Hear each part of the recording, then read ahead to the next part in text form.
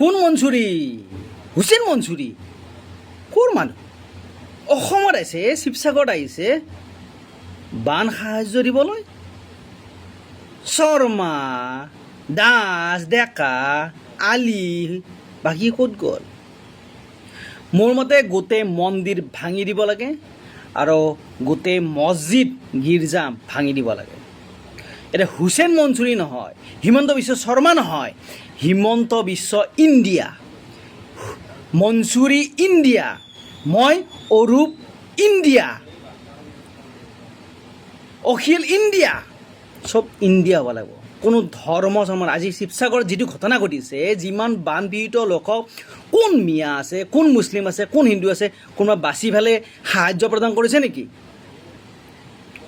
যদি দেশখনৰ যদি মানুহে মানুহৰ বাবে যদি হ'ব লাগে, তেতিয়াহ'লে চবৰে উপাধি চেঞ্জ কৰিব লাগিব, ধৰ্ম নোহোৱা কৰিব লাগিব।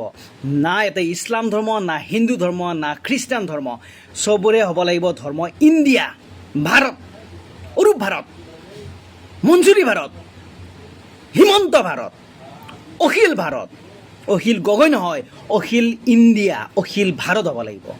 নহ'লে গোটেই জহান্নামে যাব। আজি এই শিৱসাগৰ নাজিৰা যিটো পৰিস্থিতি হৈছে, চকুৰ পানী কিমানজনৰ চকু পানী ওলাইছে আৰু কাৰ ওলোৱা নাই সেইটো মই ক'ব নাযাওঁ। কিমানৰ ওলাইছে নিজে উপলব্ধি কৰিছে। তাৰ ক্ষেত্ৰত সেই ক্ষেত্ৰত আপোনালোকে গম পাইছে কোন ধৰ্ম, কোন মুছলিম ধৰ্ম, কোন ইছলাম, কোন হিন্দু, কোন খ্ৰীষ্টান, কোনোবা বাচিছে নেকি যে ইছলাম ধৰ্মাৱলম্বী লোকক আমি কমকৈ সাহায্য দিম, হিন্দু ধৰ্মাৱলম্বী লোকক কমকৈ সাহায্য দিম। আজি বলিউডৰ পৰা বিভিন্ন ধৰণৰ মানুহে অসমৰ এই শিৱসাগৰ, যোৰহাট বা যিখিনি বানপীড়িত লোক আছে সকলোকে সহায়ৰ হাত আগবঢ়াইছে। আৰু আমি কি কৰিছোঁ? হিন্দু, আমি মুছলিম, আমি ইছলাম। মনত ৰাখিব, মানসিকতা চেঞ্জ কৰিব লাগিব। মানসিকতা যদি সলনি কৰে তেতিয়াহ'লে সকলোৰে ভাল হ'ব। গতিকে ইয়াতে না ইছলাম ধৰ্ম, না খ্ৰীষ্টান ধৰ্ম, না হিন্দু ধৰ্ম, এই যে মানসিকতা যদি আপোনালোকে চেঞ্জ কৰে তেতিয়াহ'লে আমাৰ ইণ্ডিয়া, আমাৰ ভাৰতবৰ্ষ বহু দূৰলৈ যাব, য'ত আপুনি চুব নোৱাৰে।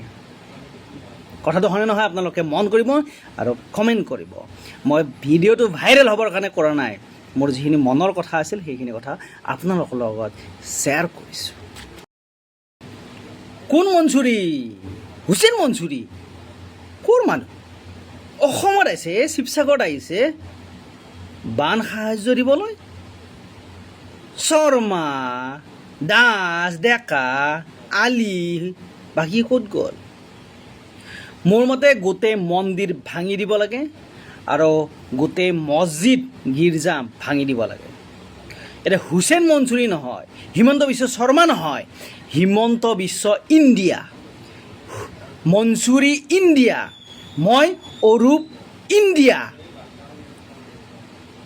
অখিল ইণ্ডিয়া, চব ইণ্ডিয়া হ'ব লাগিব। কোনো ধৰ্ম আজি শিৱসাগৰত যিটো ঘটনা ঘটিছে, যিমান বানপীড়িত লোকক কোন মিয়া আছে, কোন মুছলিম আছে, কোন হিন্দু আছে, কোনোবা বাচি ফালে সাহায্য প্ৰদান কৰিছে নেকি?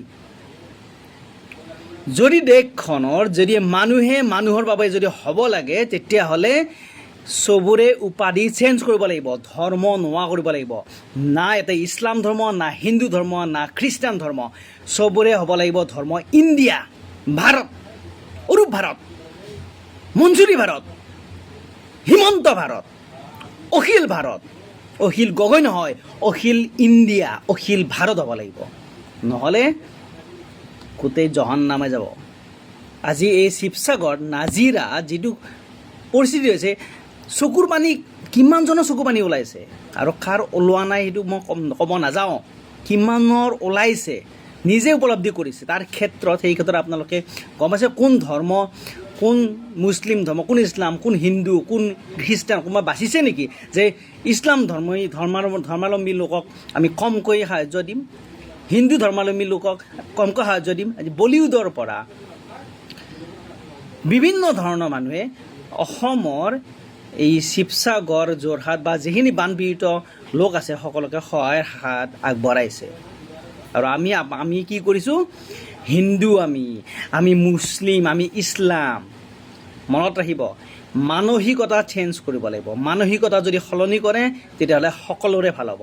গতিকে ইয়াতে না ইছলাম ধৰ্ম, না খ্ৰীষ্টান ধৰ্ম, না হিন্দু ধৰ্ম, এই যি মানসিকতা যদি আপোনালোকে চেঞ্জ কৰে তেতিয়াহ'লে আমাৰ ইণ্ডিয়া, আমাৰ ভাৰতবৰ্ষ বহু দূৰলৈ যাব, য'ত আপুনি চুব নোৱাৰে। কথাটো হয়নে নহয় আপোনালোকে মন কৰিব আৰু কমেণ্ট কৰিব। মই ভিডিঅ'টো ভাইৰেল হ'বৰ কাৰণে কৰা নাই, মোৰ যিখিনি মনৰ কথা আছিল সেইখিনি কথা আপোনালোকৰ লগত শ্বেয়াৰ কৰিছোঁ।